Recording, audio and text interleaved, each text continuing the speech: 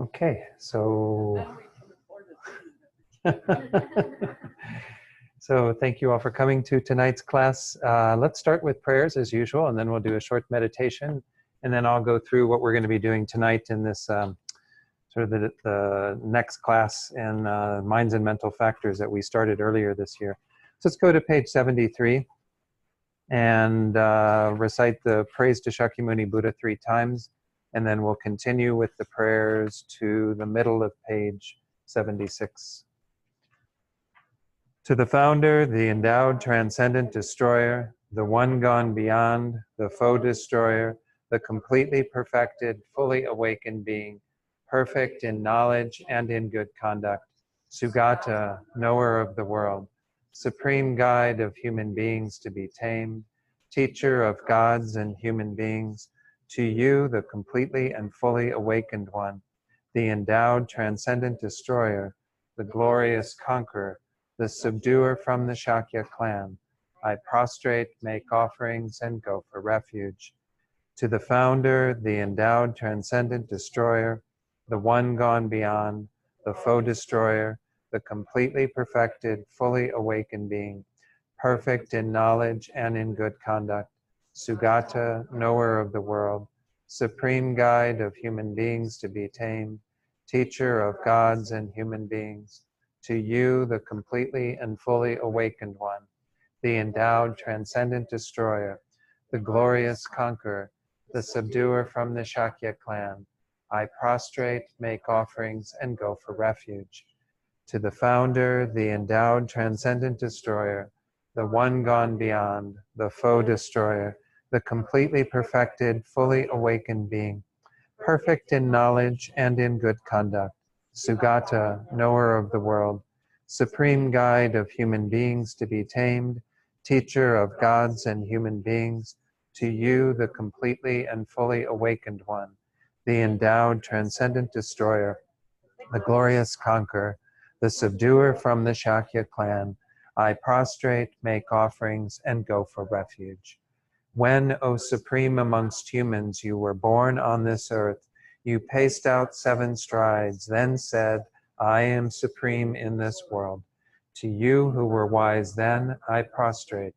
With pure bodies, forms supremely pure, wisdom ocean like a golden mountain, fame that blazes in the 3 worlds.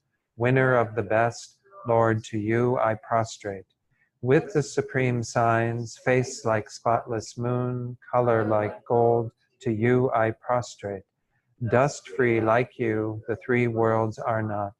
Incomparably wise one, to you I prostrate. The Savior, having great compassion, the Founder, having all understanding, the field of merit with qualities like a vast ocean, to you, the one gone to thusness, I prostrate. The purity that frees one from attachment, the virtue that frees one from the lower realms, the one path, the sublime pure reality, to the Dharma that pacifies, I prostrate. Those who are liberated and who also show the path to liberation, the holy field qualified with realizations, who are devoted to the moral precepts, to you, the sublime community intending virtue, I prostrate. Homage to the Supreme Buddha, homage to the Dharma refuge, homage to the great Sangha, to all 3 ever devout homage, to all worthy of respect, bowing with bodies as many as all realms atoms in all aspects. With supreme faith I pay homage. Do not commit any non-virtuous actions, perform only perfect virtuous actions. Subdue your mind thoroughly. This is the teaching of the Buddha. A star, a vigil apparition, a flame of a lamp, an illusion, a drop of dew or a bubble, a dream, a flash of lightning, a cloud. See conditioned things as such. Through these merits may sentient beings attain the rank of all-seeing, subdue the foe of faults, and be delivered from samsara's ocean, perturbed by the waves of aging, sickness, and death. And go forward to page 98, I think it is. No, let's go, 98 or 97, depending on the version of the prayer book you have. We'll do the short mandala offering. And then we'll follow that with refuge and bodhicitta before the teaching, once in English, twice in Tibetan. Let's do the short mandala offering in English. This ground, anointed with perfume, strewn with flowers, adorned with Mount Meru, four continents, the sun and the moon. I imagine this as a Buddha field and offer it. May all living beings enjoy this pure land. Idam Guru Ratna Mandalakam Niryatayami. I go for refuge until I am enlightened to the Buddha, the Dharma, and the Supreme Assembly. By the merits I create through listening to the Dharma, may I become a Buddha in order to benefit all sentient beings. Sangye Chodang Soki Choknam La Jangchu Bardu Dakni Kyabsu Chi Taki Chunyan Gi Pe Sonam Gi Dola Penshir Sangye Drupar Sho Sangye Chodang Soki Choknam La Jangchu Bardu Dakni Kyabsu Chi Daki Chunyan Gi Pe Sonam Gi Drola Penchir Sangye Drupar Sho. Okay, let's go ahead and set the prayer books aside and do a short meditation. So give ourselves a chance to come into this space, focus the mind a bit, and then generate a good motivation for being here. So just do a few minutes of focused meditation on the breath, and then I'll lead you in a short reflection to refresh our motivation of bodhicitta for tonight's class. So again, just meditate on the breath in whatever way is suitable for your mind over the next few minutes.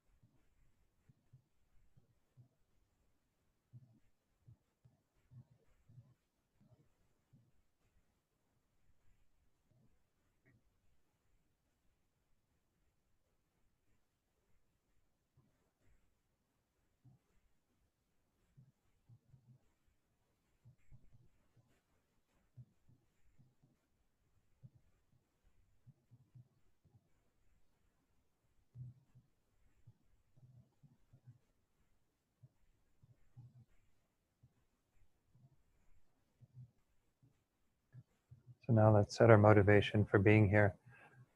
As we'll be looking at shortly and introducing this course once again, this examination of the mind and understanding various elements of the mind. We do this because in the Buddha's teachings, mind is very central. Understanding our own minds is the beginning of the process of unraveling the ways in which we have gotten ourselves into the situation that we are in, what we call samsara, this state of cyclic existence going from life to life. And by being able to clearly understand our minds and how we are causing our own suffering, we can undo that. We can achieve the state of liberation.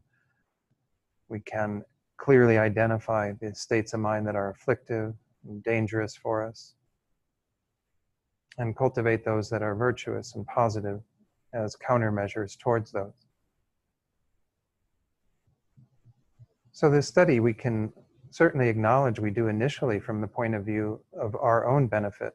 Once we have clearly understood our own minds and been able to do this work, we will then be in a state where we will be free from all of these harmful patterns. We will be able to achieve and know the state of liberation. But on this Mahayana path, we don't stop there.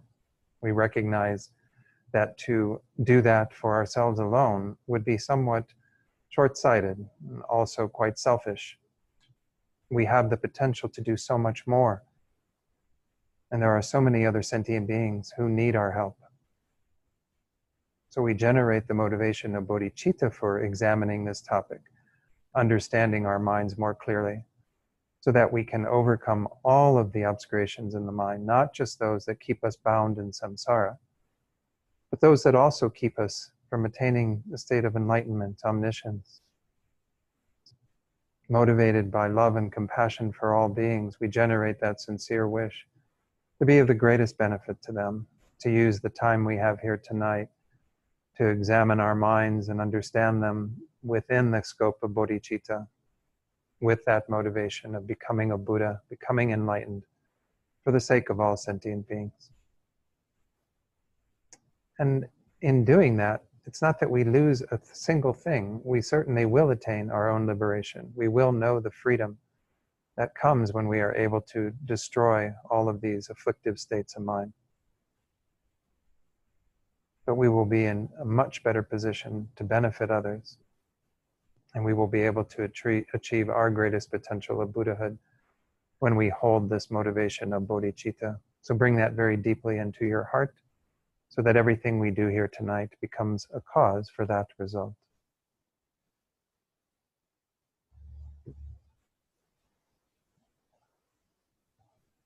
And you can open your eyes fully and we'll begin. So let's let me do the screen share for the folks who are online in terms of thank you. What we're going to be doing tonight.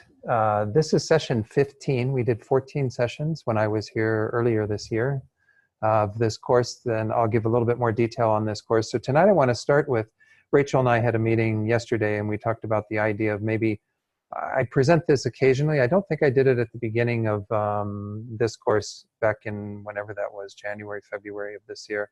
But I did this certainly for previous courses we've done, because I pulled it out of the slides we had done for the Uttara Tantra, the Buddha Nature course. But to do a little overview of the FPMT basic program, because some of you in the room are new to this program, and although we give this label of that basic program to our Wednesday night classes, there's more to it if you really wanted to do it as the full-on basic program. And so I want to present all of that for you so that you at least understand what's entailed. If you'd like to participate at that level, there's no requirement to do that. You can continue to do what you're doing, showing up here, participating in the ways that you find useful for your own mind. But I want to make sure I at least cover that tonight. Then we're going to do a review of the first part of the course. I won't go through all the mental factors that we've discussed, but I will give kind of the major categories, what we've done, give enough of an overview, hopefully, so that you'll have some grounding in where we're at in the text right now. Then we will continue the text from page 48. And I don't know if everyone has a copy of the text. If you need to receive the electronic version of it, Stephen's got an extra one here for somebody. But if you need to receive the electronic versions of any of the files or anything, you can maybe let Amy know if that's okay. And then Amy, I'll work with her to make sure that we get those files sent out to you, because we're happy to supply the PDF file of the text and the other materials that we're using. So any questions before we jump in? So let me talk a little bit about the FPMT basic program. As it says on the screen here, this program was devised by Lama Zopa Rinpoche for Dharma students who wish to progress beyond introductory courses and are ready to commit to more in-depth study and practice. So it's not to say that if you don't feel like you fit in that category, you shouldn't be here. That's not how you should take this. If you're still relatively new to Buddhism, that's perfectly fine. I'm sure you'll get something out of this examination of this text.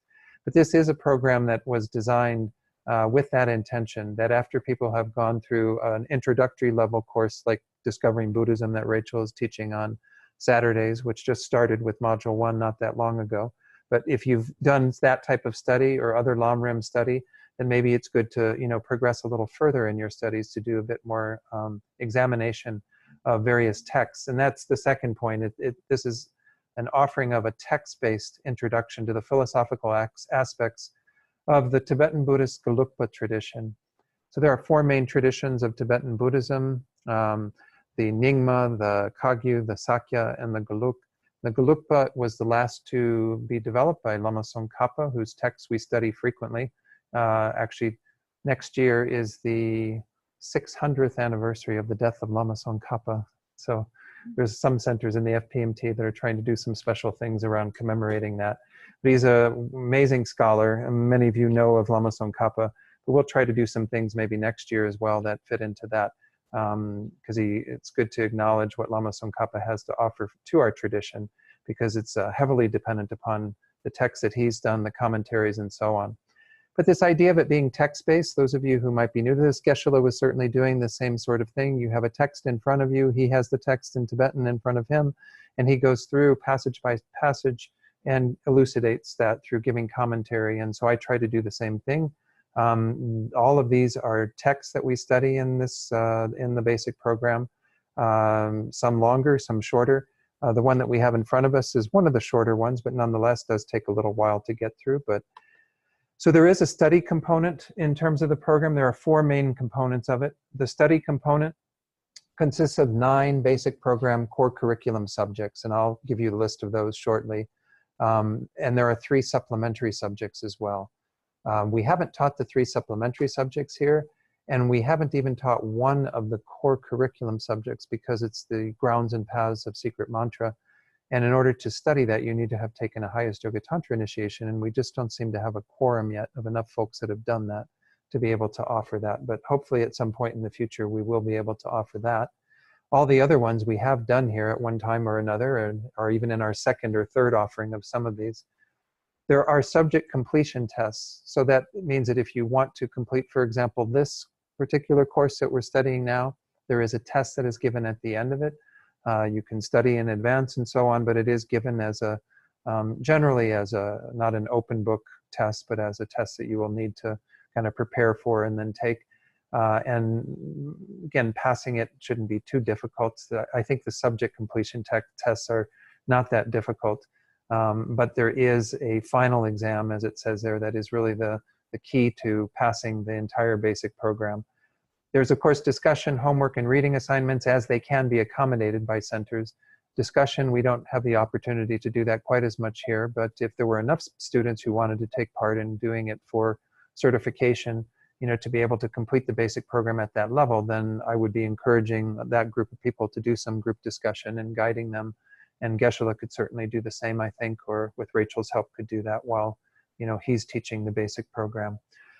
Homework, like for this class, I think I did distribute the files with all the homework and the homework answers, so you can do that as we're going through this text. Reading assignments are not as many for this, but certainly there are a few things. There are probably more reading assignments for some of the other texts. There is a 3-month final review. They conduct these at various centers. We wouldn't be able to do this here, I don't think, It's done generally as a residential program where you, for 3 months, go over the entire 9 subjects and kind of get your head back into all of them in a very condensed period, so that at the end of that, you are hopefully completely geared up to be able to take the final exam. And the final exam I don't know much about, other than that the subject completion tests are done by the individual instructor, so I have liberty to put that together, but that may not be what the final exam looks like at all. I mean, it's just my way of assessing your own understanding of this text, but it's not to say that there won't be additional questions or other areas of examination in the final. So there is an ethical behavior component, and I have a little sheet on that if you're interested in getting a copy of that. It's essentially Rinpoche's advice to follow abiding by the 5 lay precepts, essentially, the 5 lay vows that many of you know. As much as possible, your behavior following that, as well as trying to support and maintain harmony in the centers and so on. There's a bit more advice that he gives, and again, I'm happy to make copies of that for anyone who is interested in that component. There's, as far as I know, no way to sort of assess that. I mean, I suppose that they would ask the individual instructors if they had any feedback in terms of people's ethical behavior, but it's really just a guideline that you would be expected to follow in regard to your own personal behavior and that. So any questions on those two before I go on to the other 2 components? The practice component, this one hasn't been maybe emphasized as much in this course. Guided meditations, meditation assignments, practice days, short retreats, where those can be accommodated, they would also be advised to be followed and to be conducted by anyone who wants to get certification. There are some meditations for this course that I could make available to people if you wanted, again, to practice at that level. I don't know if we'll be able to do practice days or short retreats on this. It's just, again, maybe something that we would examine if there were enough people who wanted to do certification. There is a 3-month Lam Rim retreat that is required for all people who get the basic program certificate. That doesn't have to be done, it's my understanding at least, it doesn't have to be done as 3 consecutive months. It could be done as 3 individual months that one would do at various times in order to complete that. It doesn't have to be done prior to the exam. It can be done afterwards. It just would, your certification would depend upon having completed the retreat as well as the exam.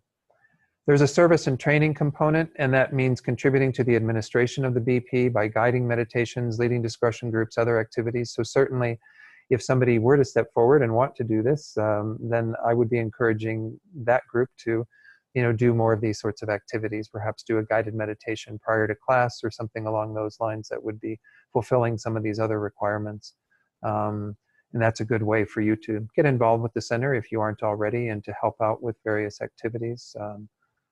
And also, again, one of the things to keep in mind is that why we put forward this certification is not just so that you can get a beautiful little colored certificate at the end of this, if you do decide to do that, but because if you do complete the basic program at that level, then you are qualified to apply to become a registered teacher. It's not a guarantee that you will be. There are other components to becoming a registered teacher, but you can then teach at the basic program level, as well as the courses that would be kind of at a lower level than that. So you could teach Discovering Buddhism, for example. So anyway, this is just something to keep in mind. If you have any aspirations to become a teacher of the Dharma at any level, that is one way that you can go about it, is by completing the basic program. You don't have to have completed Discovering Buddhism prior to this. It's not a, you have to get a degree in one to get a degree in the next. I went for the master's program level, and by virtue of that, I'm now qualified to do all the other ones, but I've never done all of the requirements for DB or for basic program. So, it's kind of a strange system, but this is how it works. It's not based on the hierarchy of the level of study.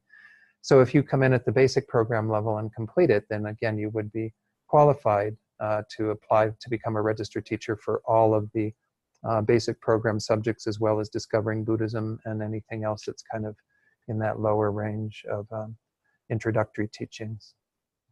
Any questions then on the components involved in it? The completion requirements, again, just to reiterate then, some of these you've already heard, but Attendance and participation. I don't keep attendance at the classes. It's really up to you to kind of keep track of your own attendance. And we are recording all of these sessions. And in the future, going forward, we're hoping to continue doing that.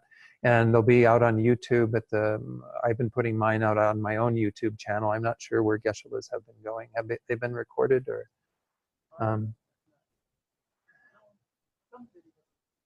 And the audio is always there because Stephen makes sure, and Nancy as well, a few other people help out to make sure that the audio files are always there and uploaded to archive.org. So you always have the audio to listen to, but then in terms of the videos sometimes are useful because you'll have the slide presentation, this sort of thing. But just know that this is one way to make sure that you meet the attendance requirement is by making up for any of the classes that you miss by going online and listening to them or watching them. Meditation requirement, again, that would depend upon the individual course. For this one, I'm not really making a huge requirement of people doing meditation, but it's wonderful if you can fit that into, whoops, how did that go? Fit that into your own practice to meditate on what we're going through in this course. The behavior requirement that we mentioned, which again is pretty subjective on your own part as to whether you're fulfilling that, though it would entail some feedback from your instructors, such as myself and Geshe-la. And then finally, the subject completion test. So that's to finish any of the individual subjects. And then for the entire program, you have to complete, again, all 9 core curriculum subjects. You don't have to do the 3 smaller ones that are offered, the additional subjects. The main 9, again, I'll have the list of those up on the screen shortly. You have to participate in the 3-month final review, and then pass the BP final exam, and then complete the 3-month Lam Rim retreat, or 3 one-month Lam Rim retreats. Okay, so that was just to kind of put the final word on there in terms of what it really means to be fully certified in the basic program to get that completed. We certainly encourage people to do this if possible. I know that everyone's got very busy lives, but if this is something that you'd like to even start with just 1 course, don't feel like you have to sign up to do all 9 courses or something. You could say for the rest of this course, for example, you're going to try to fulfill the requirement, and you could even go back and do that for the previous 14 sessions or whatever, and the quizzes that have already been there, the homework. And then at the end of this, I'm happy to administer the exam to you, and it won't be like, sitting in a room with me watching you. It'll be me giving you the exam and you taking it home and at a certain time, doing it on your own and then submitting it to me, and then I would grade it or whatever. But just know that I'm happy to support it to the degree that I can. And anyway, any questions then about, I said I'll have the 9 subjects up on there shortly. It was part of the kind of overview of this course as well, where that fits into the basic program. But no other questions on this? If you want to see me individually to talk about any of this, or Rachel, talk to Rachel, we're happy to try to accommodate that. So the second part of what I wanted to do tonight was to do a review of the first part of the course. So again, this course we're calling Minds and Mental Factors, and we'll get into what these individual terms mean shortly. In terms of the basic program, as I mentioned, there were 9 subject matters. This is part of a course that's called Mind and Cognition. The course that Geshe-la has been doing on Wednesday nights prior to me getting here was Stages of the Path, Lam Rim, which uses Lama Tsongkhapa's middle-length Lam Rim text.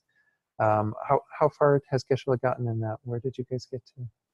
Are you in Karma yet, or Karma? Okay. Good, so that'll probably take a while to get through. It's a very long text.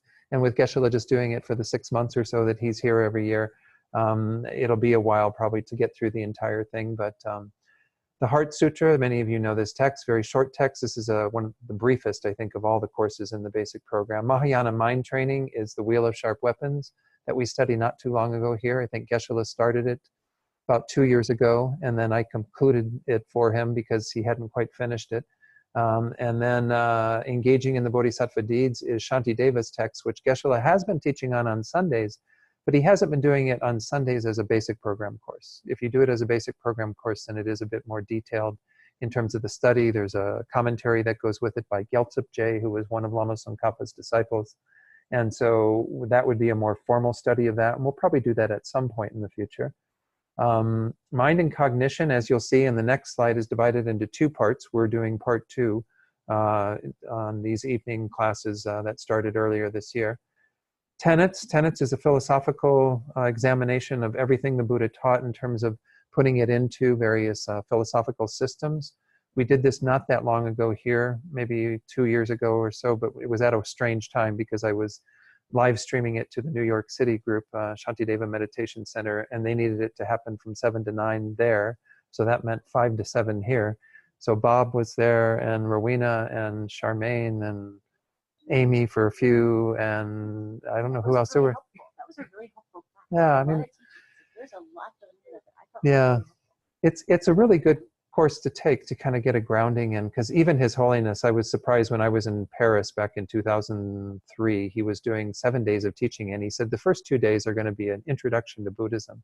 And he started talking about all these philosophical tenet systems, and people in the audience were all like kind of eyes glassed over, it's just like, because, when you start hearing Vaibhashika and Sautrantika and all these things, you don't really know what they're referring to. So it's a really good, useful text to study. And it doesn't really take horribly long. Yeah, I would say probably about 14 sessions, maybe something like that. So it could be done, one of these times when I'm back. Ornament for Clear Realizations, Chapter 4. We just finished that not that long ago here. That was what I concluded, I think, just prior to beginning this text at the end of last year. So we probably won't be teaching that for a while. Tathagata Essence is the text on Buddha nature by Maitreya. And there's a wonderful commentary that goes with that by Gyaltsep as well, Gyaltsep J. And as I said, Grounds and Paths of Secret Mantra, we simply haven't taught here because we haven't had the quorum of people who've done highest Yoga Tantra initiation, but at some point, hopefully we can offer that. These, again, you can find all of this information out at FPMT's website in the education area as well. The basic program course of Mind and Cognition, the one that this is a part of, does have 2 parts, as I said. Part 1 is called Awarenesses and Knowers. Rachel and I entertained the idea when I finish Minds and Mental Factors, which I imagine I will finish before too long, of maybe doing that first part over again, but I don't know, it might be up to all of you to tell us what you would like as well. It's a bit more of what we call Buddhist epistemology, kind of how the mind knows, rather than what we're examining right now, which is Buddhist psychology, a psychological study of mind, examining the mind in terms of its wholesome and unwholesome aspects and so on. So this is where we're at right now. We decided to just start with part 2, and it really had to do with, I think, Venerable Rabina's recommendation. And I think Charmaine was one of the people that she recommended be here, and she hasn't been able to be here so much for these classes. But when she was here, one of the times she said, it's really important that people study minds and mental factors, that they really examine this subject. And I'm hoping people have found it useful so far. This second part that we're doing that we start tonight is really one of the juicier parts, because we're going to get into the afflictions and really picking them apart, understanding them, all the secondary afflictions, proximate afflictions are sometimes called. So the main text we're using for this is A Necklace for Those of Clear Awareness, Clearly Revealing the Modes of Minds and Mental Factors by Kachin Yeshe Gyaltsen. And again, that's provided to all students. So if you need a copy, let Amy know, and we'll make sure you get sent of the PDF file, which you can use on your e-reader or print out as you wish. A supplemental text that I've been sharing passages from on the screen is Mind and Its Functions by Geshe Rabten. I think we were able to retrieve some copies from outside of the US, but it is available. It might be more available now in the US than it was before. It's kind of a pricey book. Don't feel like you have to run out and buy it, because, as I said, I am sharing the slides with a lot of that information from that text. And by the way, if you want copies of the slides from any particular evening, I'll maybe give that to Amy as well. So she'll have 2 sign-up lists, one for the materials, one if you'd like to be copied on the slides. And then we'll make sure, oh, they removed the 40-minute time limit on my first group meeting. It says, I didn't think there was a 40-minute time limit if you had less than 3 people, or 3 people or less. Anyway, okay. Sorry, that came up on my screen. Pardon? No. They're giving us unlimited minutes for our first meeting. But it does make me wonder if in the future we're going to have problems then. So So we'll talk about that later. All right. So let's go on then to why study minds and mental factors. These are all slides that I went through previously. Everything that's in this second section of tonight are all slides you've seen before, but I think it's useful to go back and revisit some of this since we're starting our study again. It is the mental factors, this is Geshe Rabten from his book, it is the mental factors that are primarily responsible for leading us to all forms of experience. When the mind is under the influence of unwholesome mental factors, such as attachment and anger, which is the first two that we'll be starting with in the section on the afflictions, one is led into committing actions that cause experiences of frustration and suffering. But whenever the mind is dominated by wholesome factors, such as compassion and patience, then any ensuing physical and vocal activity will only result in happiness and well-being.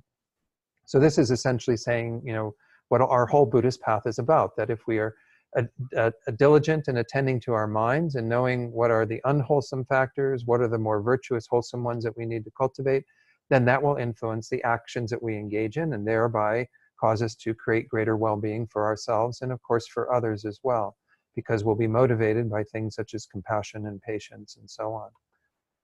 So it is the unwholesome aspects of the mind, he says, that are the root of our bondage within samsara, whereas it is the wholesome aspects that allow us to discover freedom from this unsatisfactory condition. Since the principal motivating force behind our lives is the desire to find happiness and avoid suffering, it is thus essential to recognize the psychological processes that are at work within ourselves. So again, whether we are in samsara or whether we're able to attain liberation, nirvana, it all depends upon our own minds. So if we know our minds very clearly, then we can actually achieve what we seek, which is to find happiness, to avoid suffering in ways that are more effective than the ways we've been able to do that so far. Only by means of careful examination will we be able to realize exactly what the causes for our pleasure and pain are, and subsequently be able to engage in cultivating certain mental factors whilst discarding others. But as long as the mind continues to be dominated by unwholesome afflictions, then what we basically wish for and what we actually do in order to find it will be completely opposed to one another. So this is a situation that, most beings are obviously in, is that as long as we don't have, good control over our minds and diminish or reduce the negative tendencies, the unwholesome factors, the afflictions, then we will be, aiming for finding happiness and being free from suffering, but we only create the causes of it. And there's that wonderful verse from Master Shantideva that essentially says that while sentient beings long for happiness, they flee its causes, and while they don't want to suffer, they run towards the causes of that. I'm kind of paraphrasing what he says, but this is the situation that beings are in, and that's the starting point for why we're examining this topic. Whilst wishing for happiness, we shall only be creating the causes for further suffering if we continue to be ignorant of what's going on in our own minds. So to persist in trying to manipulate the external material world in order to achieve happiness and dispel suffering is like being concerned about fighting a battle outside, unaware that the enemy is dwelling indoors. So the real enemy is the enemy in our own minds. What's going on in the external world, as much as we can be influenced by the external world, obviously, it does have some bearing on our well-being, but it's not the final solution. When the real enemy is within our own minds, we create the causes to remove that, then we will actually achieve the happiness that we seek, be free of the suffering that we want to be free of. So this one I've given a little bit of a boldface to. This is the real, gist of what Geshe Rabten says in this introduction to why we study this. Without dealing directly with our own psychological makeup, no real happiness will ever be found within external situations. We shall always find ourselves facing the same problems as the person who does not realize that the enemy dwells within his own house. Thus, the importance of being aware of the way in which the mental factors affect our lives cannot be stressed enough. So this is why we're going to examine these. And again, we haven't gotten to the definition of what we mean by a mental factor, but it's a part of the mind that plays a particular function. And there are those that play just simply utilitarian functions that help us to do what the mind does. And there are those that lead the mind astray, and those that actually cause the mind to achieve happiness and peace. So we have to, again, be very clear about what those are, identify them, and then be able to cultivate the wholesome ones, and, as I said, sort of disable and eventually completely eliminate those that are negative, unwholesome.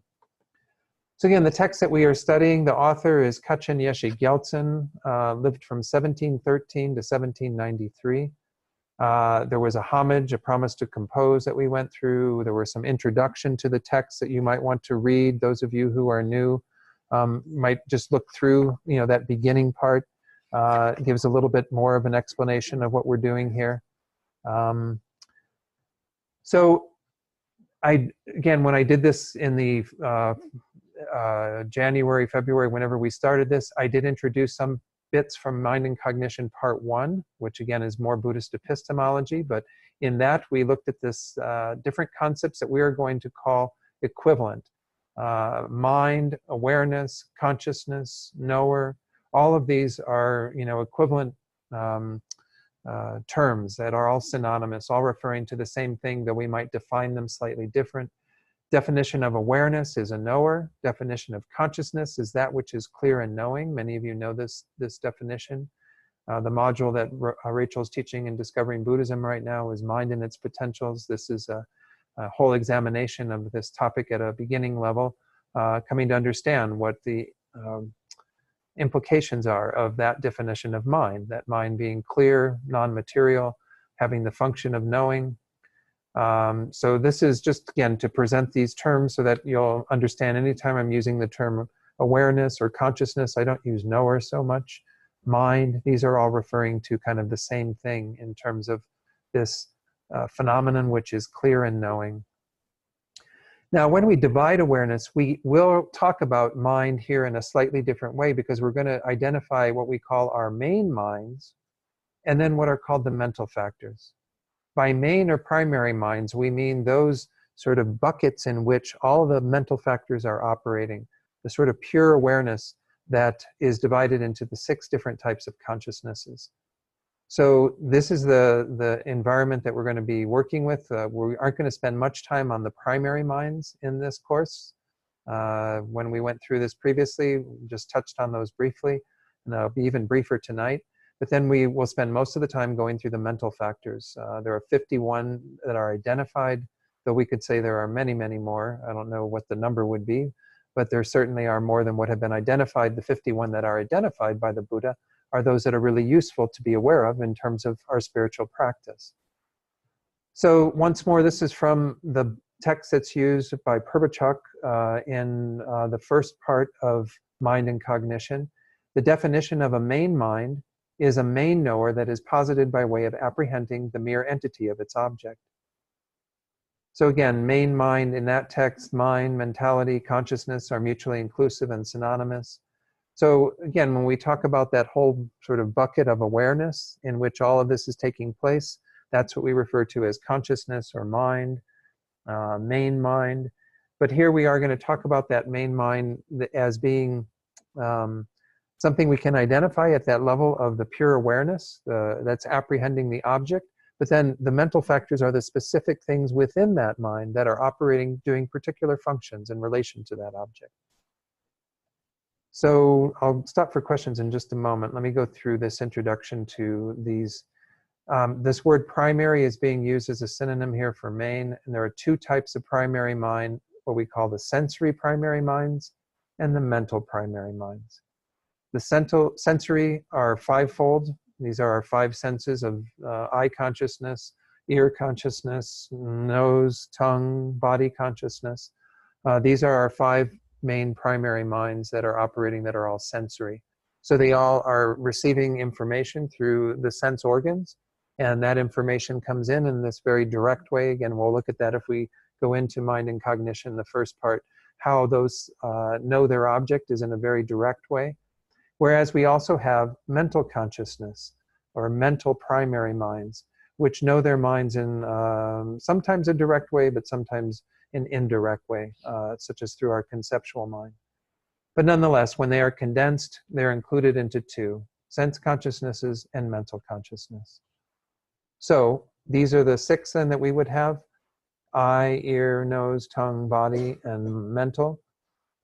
These are all what we mean by main mind. So when we use the term minds and mental factors, when we use that shorthand of minds, this is what we're referring to.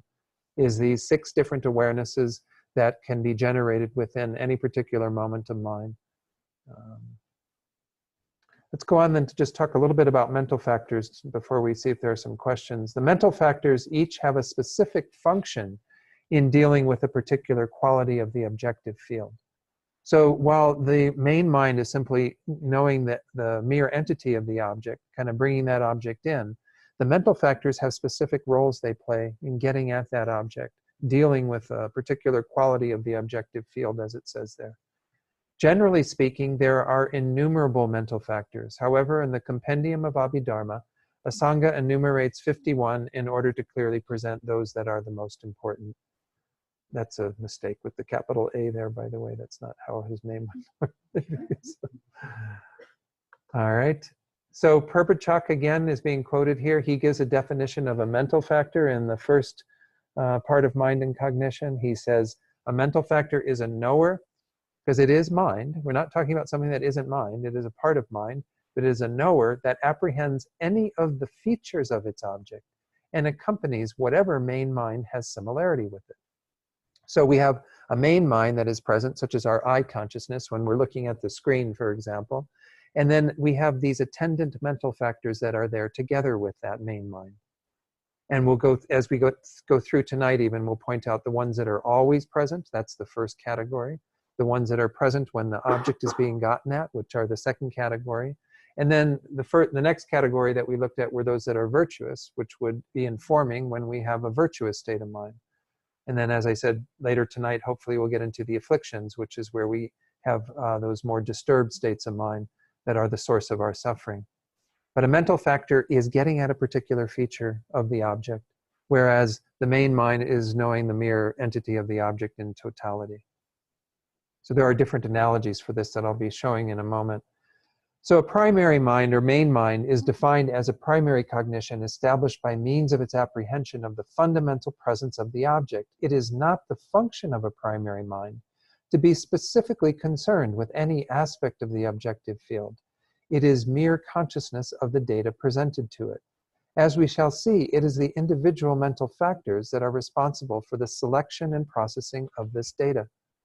So this is how we kind of are able to discern things. If we just had our mere mind kind of reflecting in whatever objects, it would be almost just like a mirror, right? You know, the mirror would just bring in the raw image, but not be able to discern what's in the mirror, what is appearing to the mirror. It's the individual mental factors that allow us to get at the object, know various features of it, identify our own relationship to it, and then, of course, create positive or negative states on the basis of our relationship to that object. So the mental factors, this is from Venerable George. I've used his oral commentary a number of times for this as well. The mental factors engage the particularities of the perceptual field, whereas the main mind is defined as just knowing the perceptual field, you know, the mere knowing of it. By perceptual field, don't mean, I just use visual consciousness. It doesn't mean something out there necessarily, because we can have internal objects of the mind as well, right? I can ask you to think about the compassion, you know, you're going to think about compassion. So that means you're going to bring into your mind the mental object that is compassion as you know it and understand it. And your mind is going to hold through your mental consciousness the idea of what we mean by compassion. But the mental factors will be what actually fill in your knowing of that compassion. So it works regardless of whatever it is that we are getting at. It's not just a perceptual field that's phenomena out there. It can be within our own minds as well, the mental objects that we have. So the relationship between these two, he says, firstly, we should understand that a primary mind and its attendant mental factors always operate in conjunction with one another. An object is never cognized by a primary mind devoid of any mental factors, nor by a mental factor unaccompanied by a primary mind. They're, you know, part and parcel of any moment of awareness. We have the main mind that is bringing in the mere entity of that, and then the mental factors that are knowing particular aspects or features. The term primary mind or main mind denotes the totality of a sensory or mental state composed of a variety of mental factors. A primary or main mind is like a hand, whereas the mental factors are like the individual fingers, the palm, and so forth. In this respect, the relationship of a primary mind and its mental factors is somewhat similar to an overseer and a group of workers. Each worker is solely occupied with his or her own specific tasks, whilst the overseer is equally conscious of what each worker is doing, without being directly involved in any one of their individual activities. This is one analogy that may work for you, but I'm going to share another one from Geshe Tashi Sering. His book, Buddhist Psychology, is also an interesting one on the subject of mental factors. He says there are many metaphors to describe the relationship between the main mind and the mental factors. In some ways, we can see the main mind as the screen in a cinema. With the mental factors, the images projected upon it. We never really see the screen because we're so caught up in the stories projected onto it. The mental factors color and determine our understanding of the main mind, which is much more neutral and unadorned in a sense then. So that's where I sometimes call it like the bucket, or the field of awareness in which the object is appearing, whereas the individual specific things that are aspects of it are what the mental factors are involved in. So the quality of a mind depends upon the mental factors that accompany it. If the mental factors are virtuous, the mind becomes virtuous. If the mental factors are non-virtuous, the mind becomes non-virtuous. And of course, if they're neutral, the mind, by way of that, becomes neutral. So non-virtuous mental factors cause suffering, and virtuous mental factors cause happiness.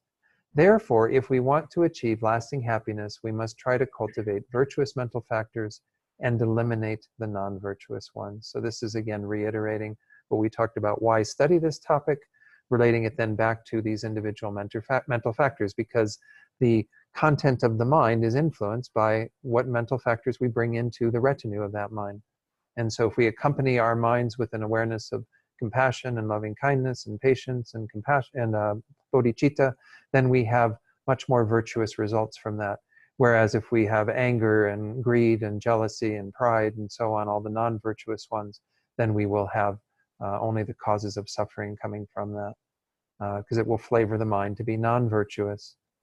So the character of a primary mind, Geshe Rabten says, is thus determined by its constituent mental factors. If an unwholesome factor is present, the entire mind becomes unwholesome. Whereas if a wholesome factor is present, the entire mind takes on a wholesome aspect. Now, this slide is one that I'm going to mention later when we actually start talking about the category of the afflictions, because Geshe Rabten's language at times is a little misleading, because we would be better to use the word non-virtuous instead of unwholesome. And I'll explain that later when we get to that. Because everything that is an affliction is not necessarily by nature non-virtuous. And we'll talk about that. Again, I'll give some more instruction on that. I don't want to go into that at this juncture. But know that this is in general what's happening. If that non-virtuous factor is present, the entire mind becomes non-virtuous. Whereas if something that is virtuous or wholesome is there, then the entire mind takes on that flavor. And he says this is similar to adding sugar or salt to a glass of water. With the addition of either substance, the whole glass of water becomes flavored with their taste. It is in this way that the individual mental factors exert their influence over the primary state of mind, coloring its disposition and activating its potential to manifest an outward activity. Because of course it rarely stops at just our minds. From our minds, then we talk to others, engage in actions with others, and that's how we create more karma as well, is through the various states of mind that manifest in our physical and verbal behavior. So this is once more just pointing out why it's important to understand, the role of the mental factors. So the mental factors each have a specific function in dealing with a particular quality of the objective field. Generally speaking, there are innumerable mental factors. This is, the same quote that I had earlier. The 51. Okay, sorry. I put that in there twice. So here's the 51. The 51 are in these 6 groups. We've gone through the first 3 groups, and I'll go through those in a moment. And then we'll continue tonight, hopefully, we'll get to the beginning of the 6 root afflictions, secondary afflictions after that, and then what are called the 4 changeable mental factors. So before I continue in the review to go into the individual categories that we've looked at, any questions on what we mean by minds, mental factors? Everyone kind of getting an idea of it? Might even become clearer as we go into more specifics, but okay, so let's talk about the first category. As I said, I don't want to go into every single one of them. Feeling, discrimination, intention, contact, and attention are what are called the omnipresent, and that's because they accompany or arise with all main minds. Now, all is perhaps a bit of a misnomer because it's not that every single moment of mind would have all five present, but generally we can say these five are there.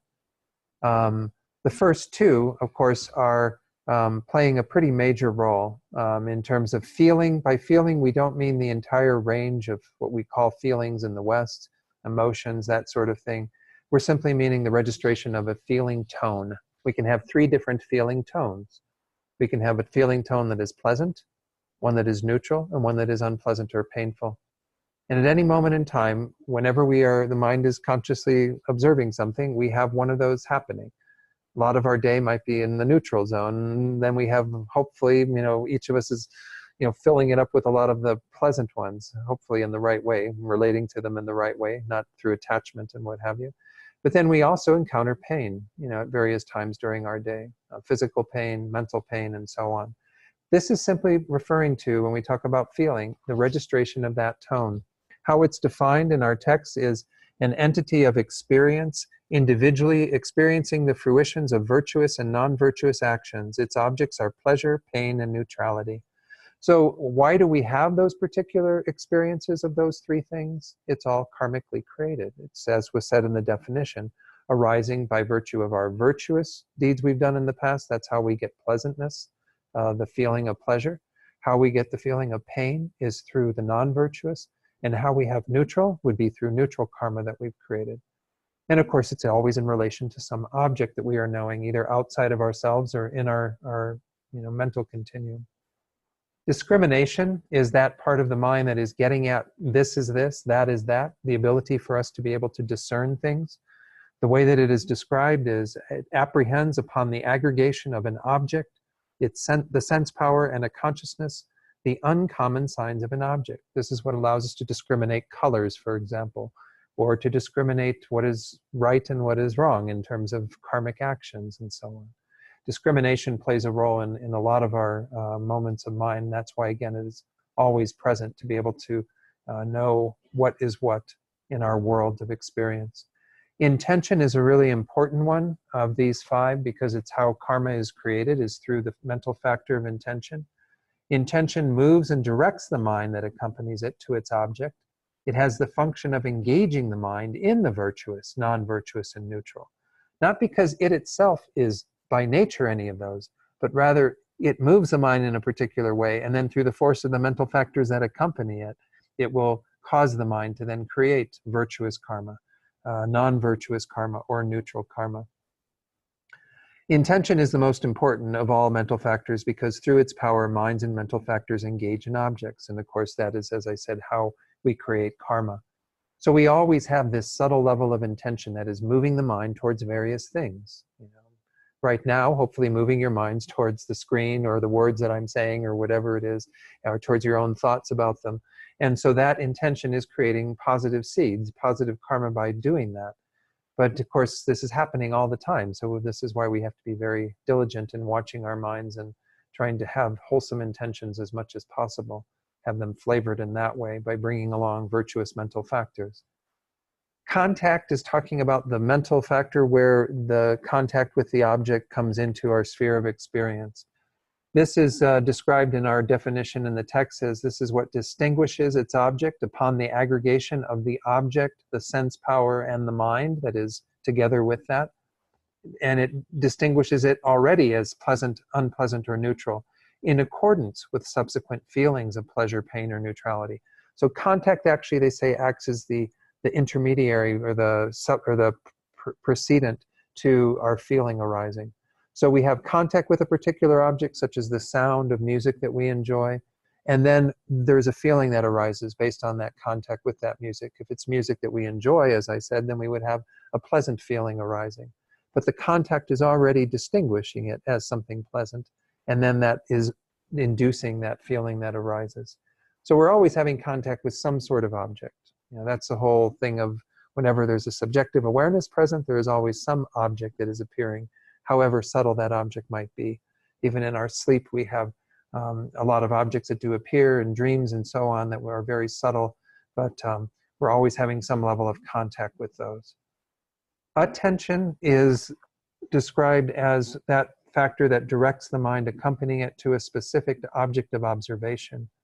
The difference between intention and attention is that intention moves the mind to objects in general, whereas attention here directs the mind to a specific object or a specific component of the object. So attention is what causes us to get caught up in a particular aspect of an object. So say we move towards the pleasant music in general, we have that contact with it, it induces the pleasant feeling, and then our attention is attending to particular features of that music, such as a particular line of, an instrument or whatever that is in the music. So we always, again, would, in any moment of our main minds, we would have these 5 present playing some role, because we're always, developing some sort of awareness of an object. For some reason, I put that slide in there twice too. I hope I didn't. Looks like I put that in there twice. Let me read a little bit of what Geshe-la, this is Geshe Tashi, says. He says, whether the mind is present for a long time or the briefest moment, these 5 mental factors are always involved. Some scholars use the term units in reference to these phenomena. The main mind plus the always present mental factors compose a unit of mind. Without any one of these 5 mental factors, a unit of mind could not function fully. So this is kind of getting at, what completes an experience in terms of a moment of mind are having those 5 present. And, and by implication, we can't say, well, then that implies that we wouldn't have a complete mind if we only had 4 of them present. Well, you can't. I mean, that's the whole point, is you will always have all 5 present. That will be what makes a particular unit of mental awareness, an individual moment. And that will be in relation to a particular object, which we could sustain the awareness of, or sometimes from object to object, depending upon what the mind is doing. So let me go through one more thing that Perpachuk says in regard to these 5 that I think gives a little bit more flavor of why these 5 are all essential in that unit of mind, or that moment of mind. The first 5 accompany all minds and thus are explained as omnipresent, he says. This is so because whenever any one among these 5 is not complete, enjoyment of the object is not complete. But like I said, you can't take the implication then that you could have one of them not being complete. You will have all 5 there. Nothing could impair them. If any one of them is impaired, they're all impaired. I mean, anyway, that's not to be understood from this, that you would potentially have an incomplete experience of an object. Without feeling, the experiencing of pleasure, pain, and so forth does not arise. So that's what gives rise to that particular element of our experience, pleasure, pain, and so on. Without discrimination, designation of verbal conventions does not occur. I mean, we couldn't be sitting here talking about all this without discrimination, right? So that you can discriminate and discern what particular things are, what meanings to give to them, what labels to give to them. This is how we actually are able to engage in any kind of knowledge of things, as well as our discussion of them. Without intention, engagement of the object does not occur. We don't actually move towards the object. That's the factor that moves us towards the individual object of observation. Without mental engagement or attention, which was the last one that we discussed, directing the mind to the object of observation does not occur. So getting at that individual aspect doesn't occur. But without contact, feeling doesn't get generated. So pleasure, pain, and so on, which were what we saw in the first one, going back a few slides, that's part of our experience of the object, having that pleasure, pain, or neutrality. That wouldn't arise if we wasn't complete, but it depends upon contact. Without contact, feeling couldn't be there. So all 5 of these sort of flesh out our experience of a particular object. And then Perpachuk also does say this, which is the sort of asterisk, the footnote to this idea of them being omnipresent.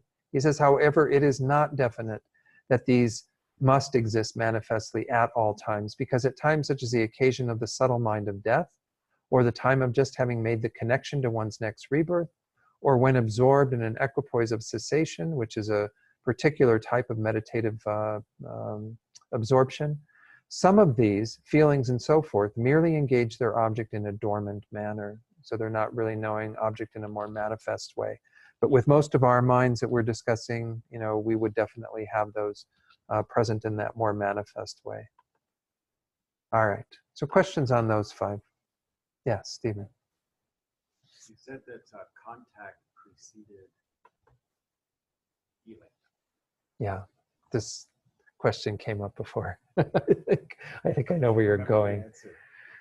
Well, But- go ahead and ask so- your but then question. That Yeah. means that one precedes the other. Right. Simultaneously. Yeah. I mean, I didn't go back to review. Stephen's question is, because we say that feeling depends upon contact, it would seem that we would need contact to be present in the moment prior to feeling. So in a particular moment of mind, when you have the feeling arising from an object, is that the object that you're having the feeling towards, or are you having contact with the object the moment before?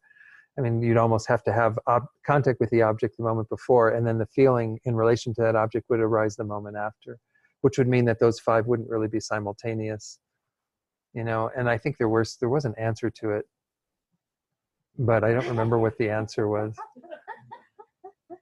Rowena, do you remember? Okay, I'm looking at how these all come together so quickly. I think this is from past discussions too, so that they're almost simultaneous. And so if Yeah. you had contact and you had any somewhat prior experience of something similar, things get colored so fast. Sure. I mean, we're talking about, again, the traditional way that Rowena's comment was just that these things happen so fast that they're almost simultaneous, but we're talking about 1/65th of a finger snap is what they say. So if like 1/65th of I mean, I can't even imagine what that is. I don't know what that would be in like milliseconds. They have ways of measuring these things now, right, that they use for athletic competitions and, you know, races and what have you. They can win things by milliseconds, you know, or whatever. But it's pretty minute. But nonetheless, it would seem there has to be some kind of causal relationship between the moment of contact and the moment of the feeling. We haven't really discussed the kind of the five similarities that are there between the main mind and its attendant mental factors, but one of them is similarity of time, meaning that they are all arising in the same moment of mind. So then you'd run into a little bit of a problem, because it would seem that the contact that is together with my feeling in this moment is actually a contact with potentially another object, inducing the feeling of the next moment. So how do you kind of reconcile them all in terms of the same object? I don't remember how I reconciled this previously. Maybe I didn't. Yeah, Bob. But I think, you know, one point is when we talk about contact, it almost makes you think bouncing off something. You know, and I don't really think that's correct. I think No. we make contact and then we sustain contact in the following moment. Right. So maybe, you know, when we first encounter an object, maybe that first moment of contact doesn't have feeling with it. But then as you continue to maintain contact, because you can't engage in the object without contact. Right. I mean, a mind always has to have contact. And so maybe the second and all the subsequent thing, you have contact and feelings. Yeah, I mean, Continue to make contact. yeah. Bob's just pointing out, yeah, that there's going to be kind of a continuity of contact with a particular object. And I don't have I mean, I agree with all of that. I guess where it becomes sticky is at those moments when you change your object. So if I'm like tasting some food and then suddenly I hear somebody, you know, knock at the door, well, then my mind is going from the taste of the food to the sound of the door, which maybe I find unpleasant. Maybe I'm, you know, really annoyed that they're interrupting my meal. And so I have contact at the moment with the food because I'm eating the food and enjoying the taste of it and the pleasantness that comes from that. So I've got a feeling that's arising on the basis of my contact with the food. But then as soon as I have contact with the sound of the door in that individual moment, I'm still experiencing, I would still, from the prior moment of contact with the food, be experiencing the pleasantness of the food in that moment of feeling, but I would be having contact with the sound of the door being knocked on, which would be inducing an unpleasant feeling in the very next moment. So it does seem like you do run into this. Well, but, you know, our experience is back to that. You know, when we're Yeah. changing objects, there is often a feeling. Yeah. That we were engaged with. And But it just does run into the problem of them all having the five similarities of time, meaning that in any one moment, because they also have to have the similarity of object. So if they've got the similarity of object and similarity of time, maybe this is like, you know, too much debate about what this is, because for many of us, it's kind of like, well, that's okay. We'll just deal with it. But were you going to say something, Rachel? I don't remember how I reconciled this. Maybe Venerable George had something to share, You but had some quotes from Jeffrey Hopkins that I have here. oh, really? Yep. Rachel, do you mind if Oh, I'm Nancy sorry. Go shares ahead. some?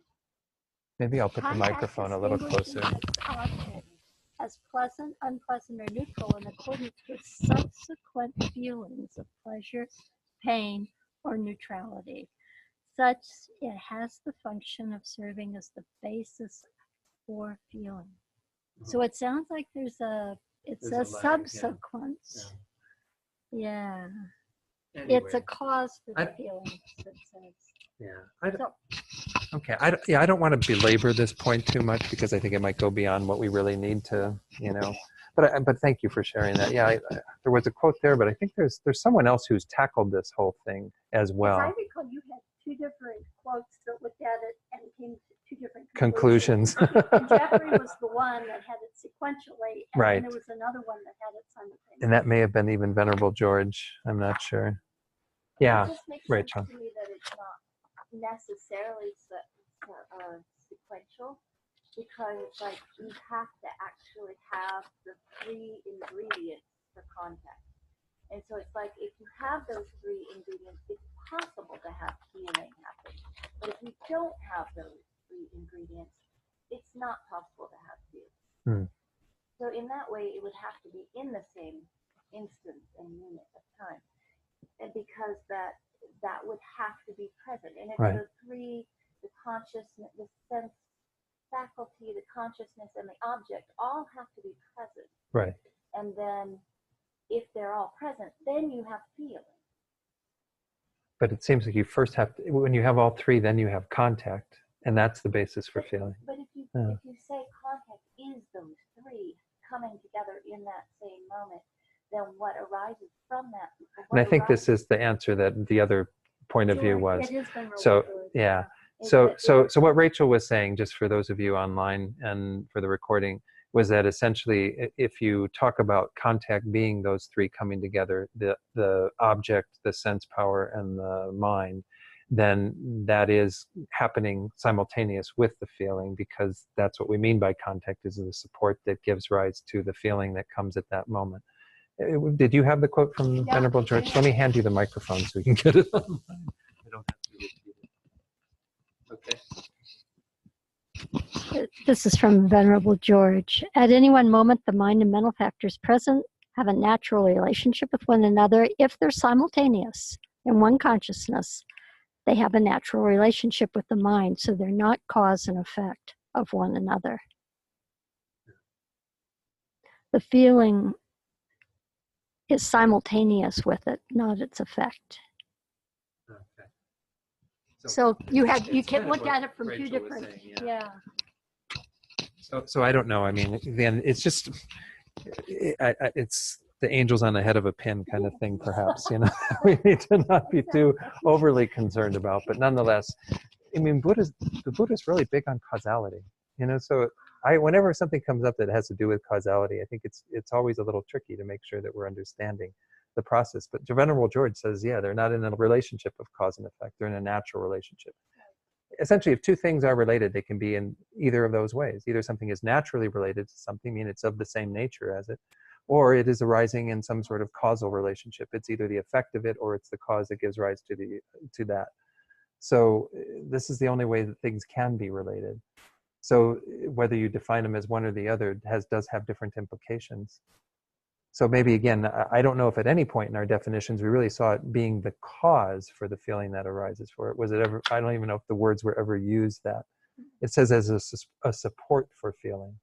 So could the support be there simultaneous? That would be a solution to it. You'd end up with the contact being there at the same time as the feeling.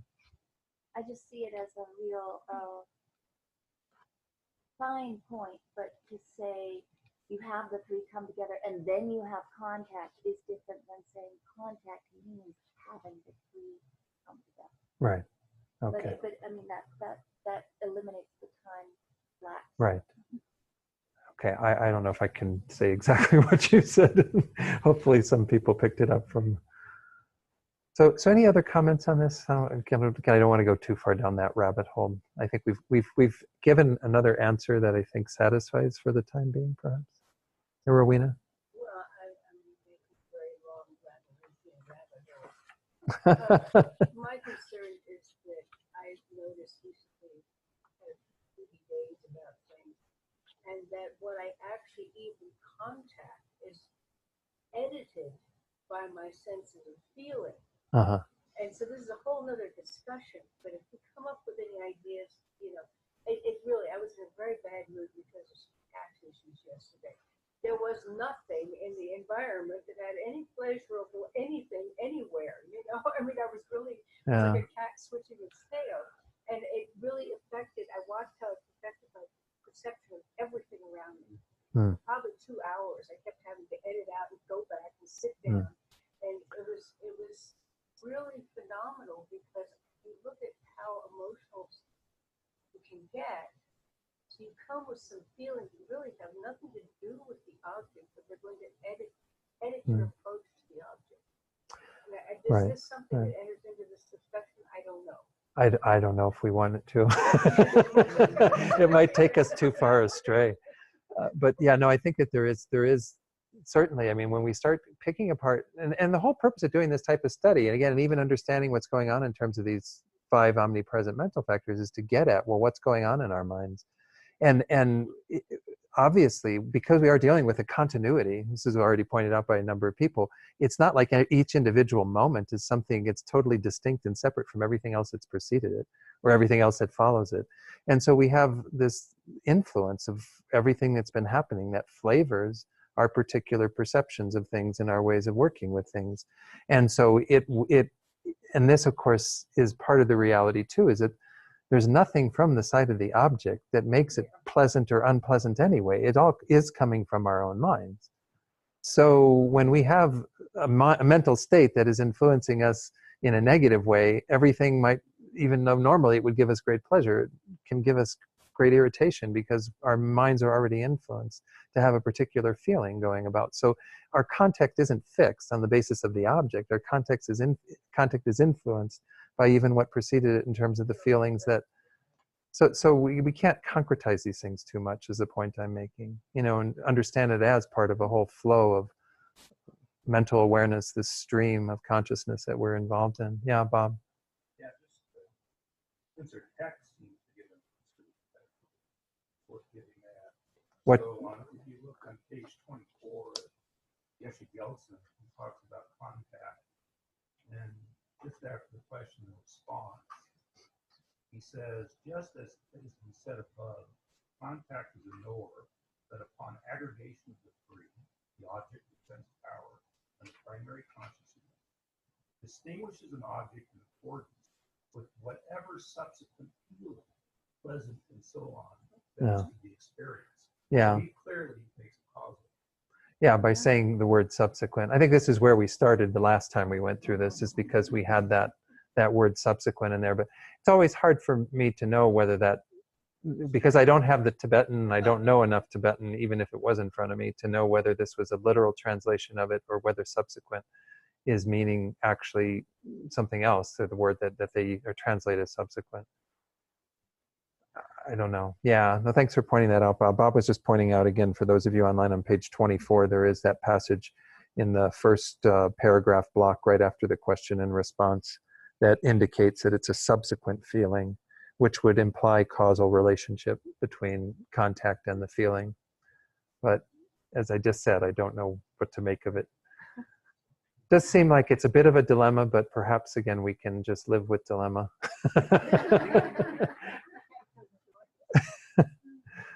All right.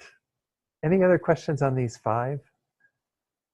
And these 5 are what sort of give shape to our experience at any particular moment in time. I'm going to do the share screen with the folks at home again to get the screen back up here for the next 5. There are 5 that are called object ascertaining mental factors. And these are called that because they perform the function of ascertaining their particular objects. I'm going to correct that error there. These are called aspiration, belief, mindfulness, meditative stabilization, and wisdom. So I'm not going to maybe describe these quite as much, I want to just talk a little bit about them in general. This is from Geshe Rabten. He gives them slightly different names, and Stephen Batchelor did the translation of that text by Geshe Rabten. He says, aspiration, appreciation, recollection, concentration, and intelligence are said to be the mental factors that ascertain their objects, because they perform the function of ascertaining their particular objects by means of distinguishing specific characteristics of the objective field. For example, aspiration ascertains that which is desirable within the objective field. Appreciation, or what we call belief, that which has been understood as being valuable. And recollection, or mindfulness, that which has to be borne in mind. So it's kind of, when we are relating to an object, these are different ways that we can be ascertaining the object as something that we find desirable and want to move towards. That's aspiration. As something we appreciate or believe in, which is something valuable that we want to hold in that light. Mindfulness or recollection, something we don't want to forget. So this is kind of, again, just speaking to these various functions that are happening when we are ascertaining an object more directly. When the mind is actively engaged in a task, he says, be it wholesome or unwholesome, all of these mental factors are constantly at work, giving direction, coherence, and meaning to the train of our thought and behavior. So this is, again, just these 5 that sort of flesh out the experience a bit more. They're not always going to be present, but they're going to be present in a good part of our experiences because we're generally ascertaining our objects. And this is what Venerable George goes into. He says, Yul in Tibetan means object, Nge is to ascertain. There are different translations of Yol Nge Nga. Nga means 5. John Donne translates it as the 5 mental states for a determined object. He pointed out in a note that according to the Sanskrit, object ascertaining is not correct because they don't actually ascertain the object, but they are present whenever an object is ascertained. And then he said, which is more or less the same, but I don't know if it really is. I mean, they're present because they help us in the process of ascertaining the object, but they are not what actually ascertains the object. They are part of our engagement in the object. Sometimes they call these the engaging mental factors, or object determining mental factors. I mean, they help to flesh out the individual experience of an object. Geshe Tashi, in his text, Buddhist Psychology, says, if the first group, the omnipresent, is like the engine of the mind, this group is what really shapes the mind's experience. These mental factors ascertain the object of the main mind, taking the clay of raw sense data and molding it into the finished sculpture.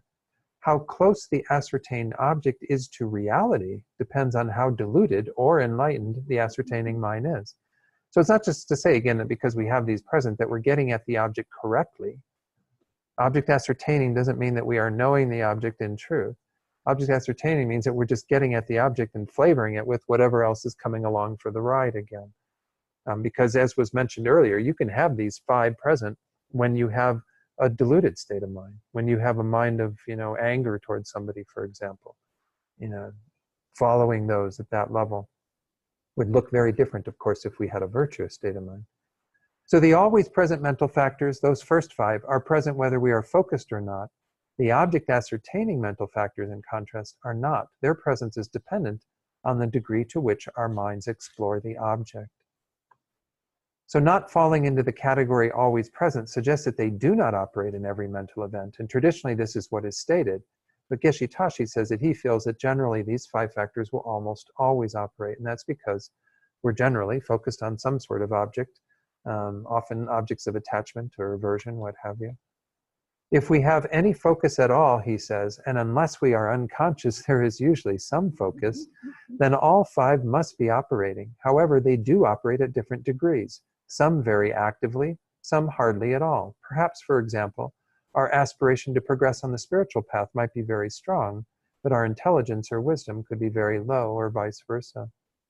So it's not to say that those 5 all come as a group and are always there, but we could have varying degrees of them.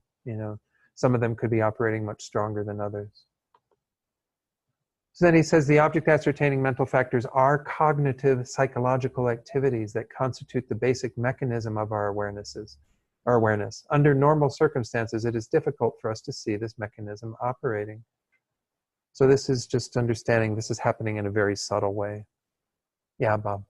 Yeah, I mean, one thing that they don't talk about here is that there's a clear separation into sense consciousness and mental consciousness. Hmm. You know, many of these object ascertainment, in fact, any sort of knowing Yeah. seems to be a mental process, cognitive process. Mhm. And so it seemed like certain things might apply to sensory consciousness. It seems like almost most of these mental factors really apply to really mind. Mental conscious, and specifically a conceptual mind. Yeah. Yeah, we talked about this in the last time, I think, as well, is a degree to which, certainly once we get into the virtuous and the afflictions, those are all definitely conceptual mind. But even with these object ascertaining, as was mentioned, they're cognitive, psychological activities, which I think means that there really are something where we do have some thoughts behind them. You know, if we're talking about aspiration, for example, let's go to the definition of aspiration real quickly. Was given in our text is it observes a contemplated phenomenon and seeks it. Well, that's kind of there's got to be some motivational aspect behind that, of aspiring to attain enlightenment, for example, or to attain a new car, or whatever it is that is the object of our aspiration. Belief holds an ascertained object to be just as it was ascertained. It has the function of keeping the mind from being captivated by another view.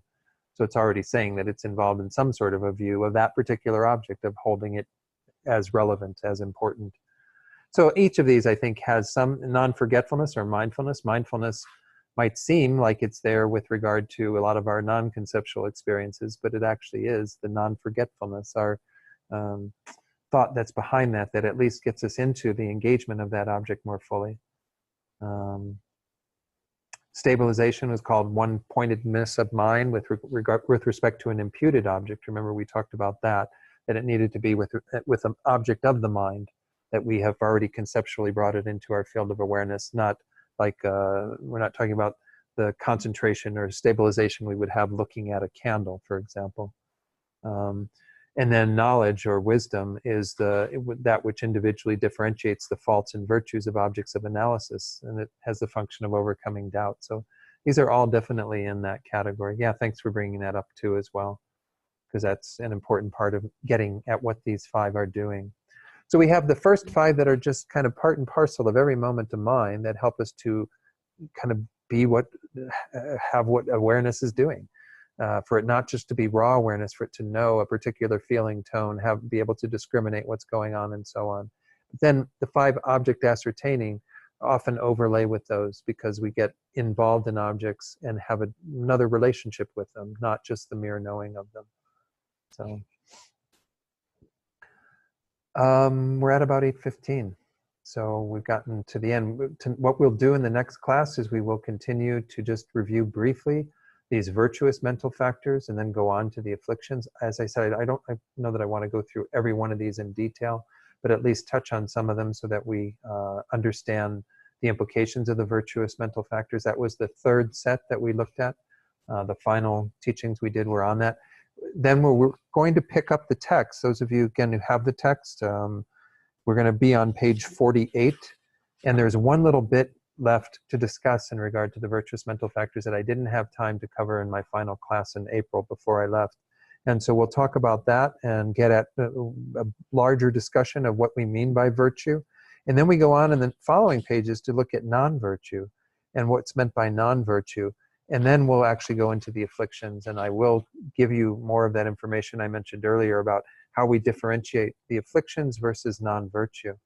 There are some afflictions that are non-virtue by nature, but not all the afflictions are non-virtue by nature. And we'll discuss what that means. So it's a little preview of coming attractions. So any questions on these 2 sets that we looked at, the object ascertaining or the